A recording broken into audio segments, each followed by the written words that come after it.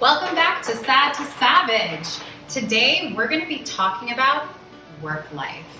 So we've all kind of started getting back into work these days. You know, don't know if you knew this, but we were in a pandemic for the last year and some change. So we finally have kind of all migrated back into work. Would we say we're all kind of out there again?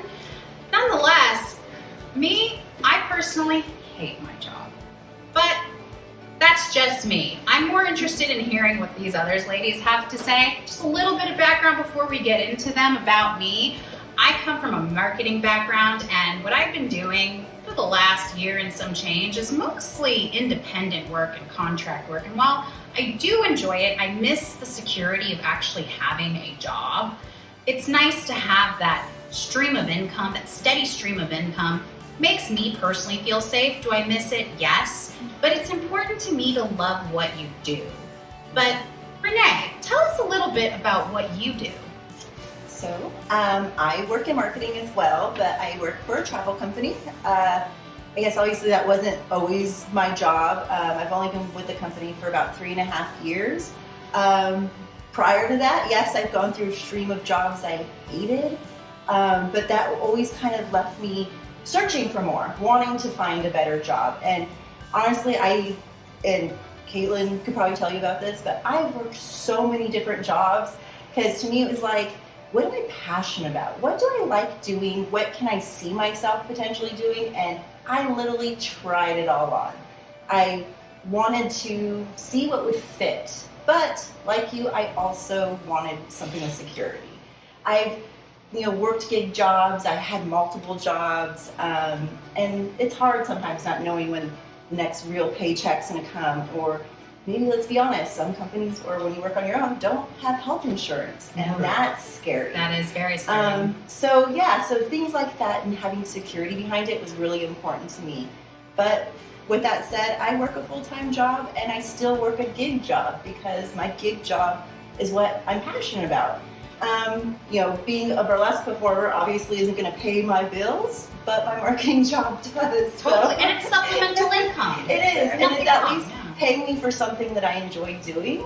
But my other job still gives me a lot of passion too, because I love what I do for my job and the projects I get to work on and the team I work with.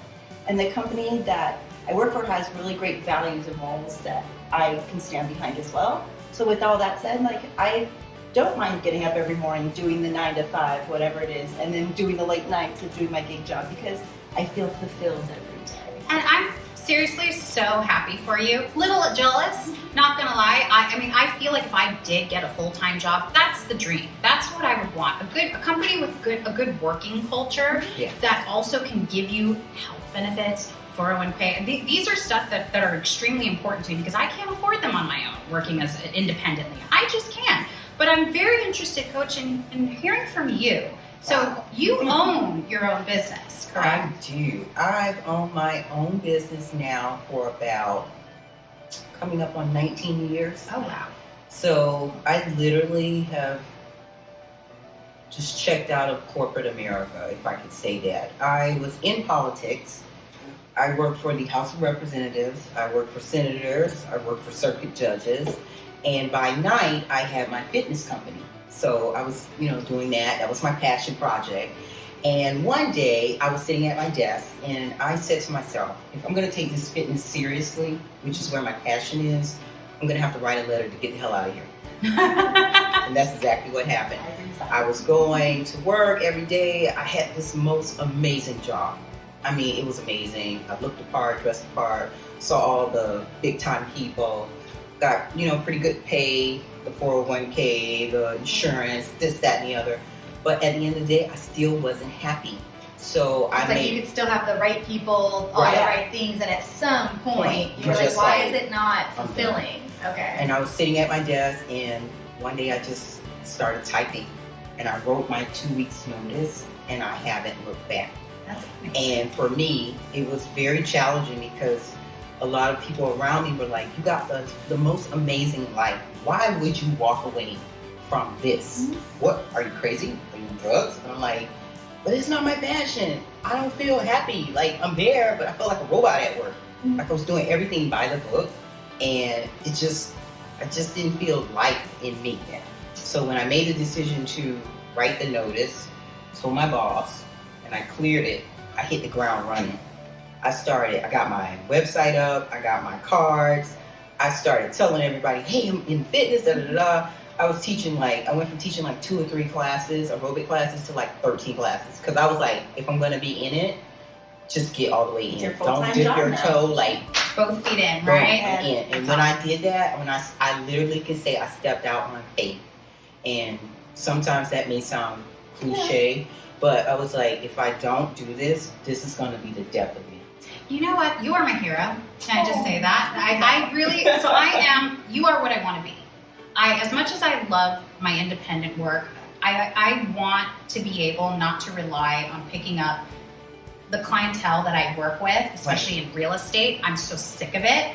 My passion is in beauty, dance, entertainment. Exactly. This is what I've learned where I belong. And you thrive in it. Right. And you're in your most happiest moment. Exactly. Exactly. I understand. So it's working independently, and I can't wait to hear from Candace because she is also independent, and I want to know how do you balance the work life, carrying on, taking these jobs on, and enjoying life. How do you do that? I enjoy my job. So I don't necessarily get to take time off. It's just not realistic when you own 2 corporations. I don't have a work-life balance that many people would deem balanced in the sense of I take a vacation every month or I take every Sunday off. I don't have that luxury, but I do enjoy what I do. So even if something goes wrong that day, even if it's tiring, even if someone was rude, it's just kind of an incident in that moment. Right. It's not like, this is why I hate the job. I don't have those moments anymore. Whereas like when I did work for corporates, great experience. It helps you understand business infrastructure and standard operating procedures. It has a purpose. And so I wouldn't knock people who work for corporates, but when I worked for corporate, it could be the dumbest thing that would go wrong and it would just Blow up. I would be like, I don't want to be here. Yeah, it just the cancels dumbest out thing. the whole day. It's true. You're just like, It's I'm true. ready to go Yeah. today. And now I don't have that. Like, it's like the dumbest thing will happen and I'm like, it happens. Like, but we'll do this instead and it'll work out how it's meant to because for whatever reason that didn't align in the first place for a purpose. I kind of see things different. Yeah. So I guess I don't know if I'm necessarily balanced yet because I'm not to a point where my corporations can run without me. And I'm not to a point where I just have so much in the bank I could just take a vacation and hire someone to replace me. So I'm in that hustle mode of I have to be present, I have to be there, I have to work 7 days a week, I have to work 16-hour days to grow the company to the level of which I want to grow it. Doesn't necessarily mean that I'll have to do that forever. And it doesn't necessarily mean that I would recommend it for everybody because it's not for everybody. But because I don't hate what I do, it's just like, whatever. I mean, I'm on the road sometimes 8 hours a day, driving to an event farther away, driving around that area to get things done, driving back to where I live. And I do events all over Southern California and Las Vegas, and then I'll fly to events in other places. So the work days could get very long. They could get very tiring. I understand why a work-life balance is important. I understand why you should like what you do. Because if I didn't, I would hate this. Yeah. I would hate it. I would too. But I wasn't lucky like Coach. Like I didn't know what my passion was for like 20 years. Like I had a life occurrence happen that made me realize this is what I was gonna do. Right. So when my brother died, I started the nonprofit. And it was kind of like, I would have never started a nonprofit on my own. That's not the kind of corporation I ever saw myself running. But the instances that kept happening in my life kind of kept pushing me on that path. Like, you hate these jobs with these insurance and the corporate setting. You're not happy here, and we keep bringing you to, you should get this degree. You should work with this person. You should go to this swim school. Just little things that kind of kept leading me away from the corporate lifestyle. And then I kind of reflected one day, like, you literally cry on the way to work every day for no reason. There's not like anything was wrong. I just didn't want to go. I wasn't happy. So even if I didn't know how to run a nonprofit, even if I wasn't quite prepared for it, I wasn't happy where I was and it wasn't getting any better. Right. and it kept being brought back to me from the universe, God, you know, ancestors, whatever you want to call it, that there's a different path, there's a different option. And you know, no, at first I didn't have insurance and I didn't have all these things, but it's been 6 years now. You build it, you get those things, you know, you figure out other opportunities, and like there are other options. You don't need to go through large insurance providers. There are smaller ones, there are group shared insurance providers. Like there are options, you just have to look for them, you have to know. So when you take that switch of becoming an independent contractor or becoming a business owner or whatever, you know, you have other options. It's not like people are like, oh, you just won't have it, or oh, it's crazy expensive. It is, but there's options. You just gotta look into them. Yeah, most definitely. Time it. And then from there, we just kind of figure it out, right? And you know, it just dawned on me, you own multiple companies and also do independent stuff. So wow. I mean, I'm seriously surrounded by amazing women at this table. Needless to say, cheers to all of you ladies. This definitely was something that I needed to hear as someone who hates what she does. But I do realize, like Candace was saying, it's a process, and as Coach was talking about too, it's a process that we all have to go through. And thank you, ladies, for being in my life and inspiring me to just do better and to keep fighting the good fight. So I'd love to hear from all of you out there. We'd love to know, do you like what you do?